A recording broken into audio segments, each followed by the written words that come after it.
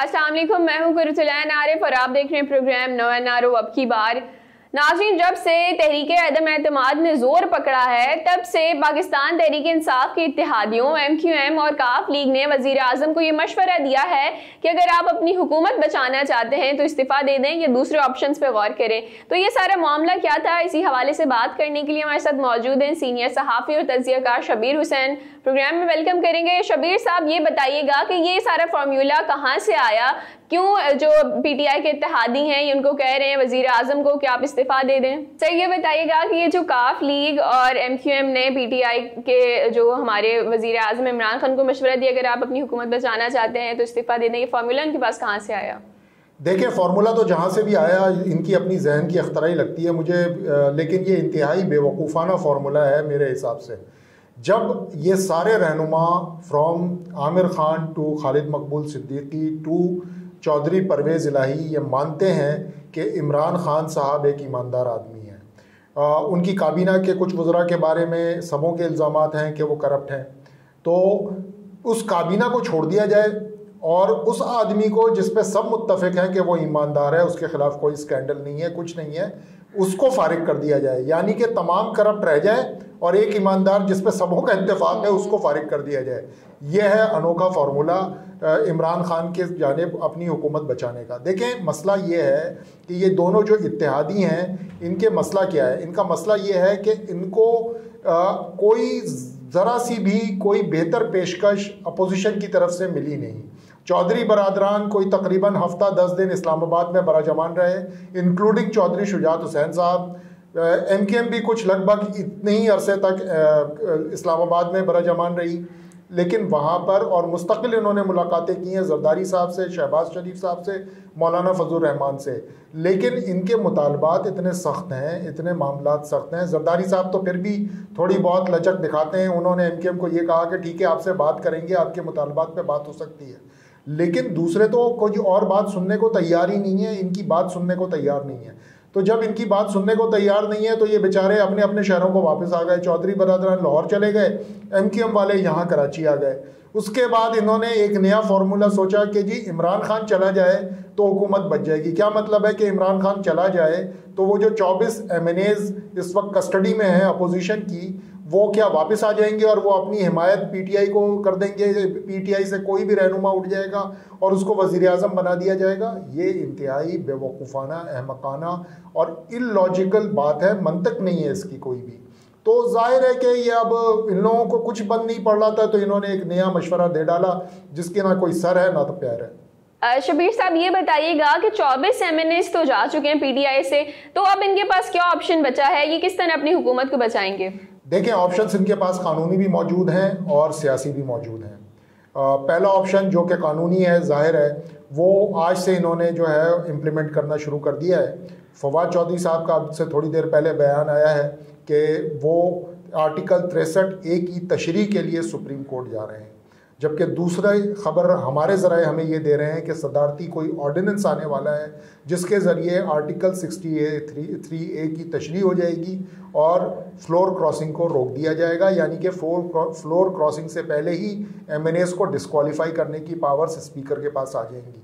तो ये दो ऑप्शंस थे जो कि अब हुकूमत गौर भी कर रही है और शायद इसके ऊपर इम्प्लीमेंटेशन भी हो जाए। सियासी ऑप्शन जो कि बड़ा ही ख़तरनाक है, मैं उसके हक़ में नहीं हूँ, लेकिन फिर भी PTI ने ऐलान कर रखा है कि 27 मार्च को वो शारा दस्तूर के ऊपर जो है वो अपने लोगों को जमा करेंगे, तो वो एक ऑप्शन उनके पास मौजूद है। और वो ऑप्शन जो है वो गो के अब ख़तरनाक बन गया है क्योंकि नून लीग ने अनाउंस कर दिया है कि 27 मार्च को वो अपना जलसा लेकर के भी और जुलूस लेकर के भी शारा दस्तूर पे होंगे और उसमें PDM की तमाम जमातें भी शामिल होंगी।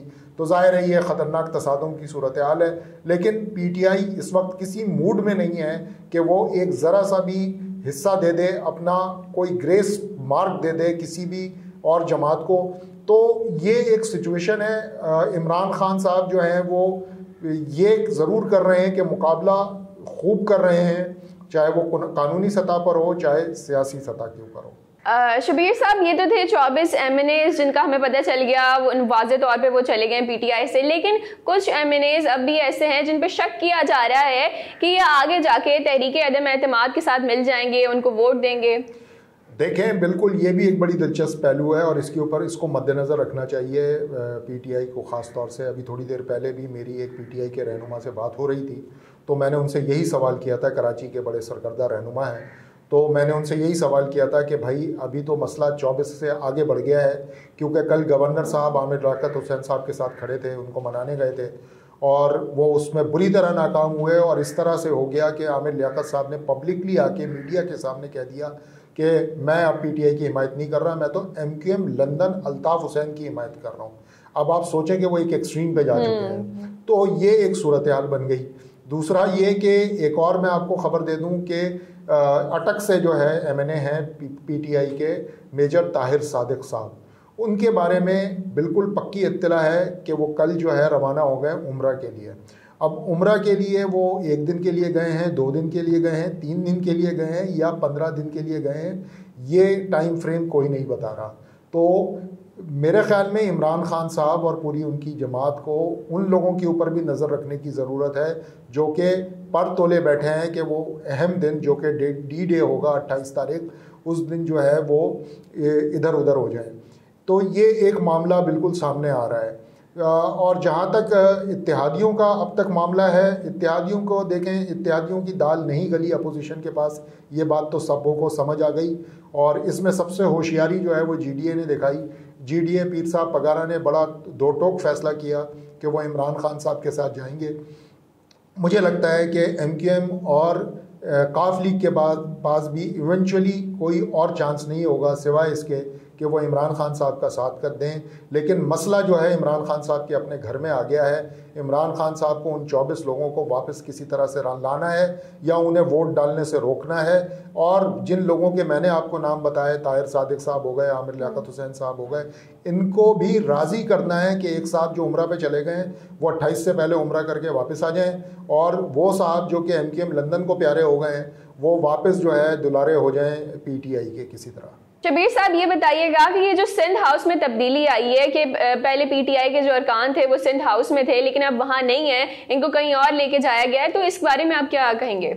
देखें, इत्तलात ये हैं कि उनमें से चंद अफराद जो हैं अभी भी सिंध हाउस में ही हैं, गो के वो 24 के 24 नहीं है। पहली बात तो ये है कि आई सीरियसली डाउट के 24 लोग वहाँ पे कल भी मौजूद थे। लेकिन चलें, एक बात मान ली जाती है, मीडिया वहाँ गया था और कुछ लोगों से मुलाकात करके आया था, तो उनमें से कुछ लोग तो आज की इत्तलात के मुताबिक अब भी सिंध हाउस में मौजूद हैं, ख़ास तौर से वो लोग जिनका ताल्लुक़ जो है वो पंजाब से या खैबर पख्तूनख्वा से है।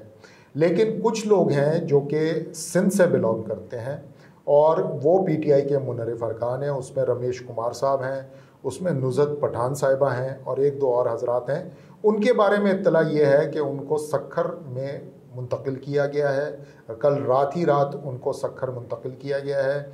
अब सक्खर में वो किस जगह हैं वो तो PTI पीपल्स पार्टी वाले और सिंध हुकूमत ज़्यादा बेहतर बता सकती है कि वो कहाँ रखे गए हैं। लेकिन ये बिल्कुल ख़बर है, मुसद्दक़ा है कि 4 से 5 अरकान ऐसे हैं PTI के मुनरिफ जो सिंध से ताल्लुक़ रखते हैं और उनको जो है सक्खर में सर्किट हाउस में रखा गया है। जहाँ तक वो लोग जो इस वक्त सिंध हाउस में मौजूद हैं उनके एक गालिब अक्सरियत जो है वो खैबर पख्तूनख्वा और पंजाब से ताल्लुक़ रखती है। पंजाब से भी फैसलाबाद डिवीज़न के लोग इसमें ज़्यादा हैं। राजा रियाज साहब हैं, नवाब शेर वसीर साहब हैं और इसी तरह के दूसरे लोग हैं जिनका पहले ताल्लुक़ बताया जाता था जहांगीर तरीन ग्रुप से, लेकिन अब वो सामने आए हैं मुनरिफ रुकन के तौर पर।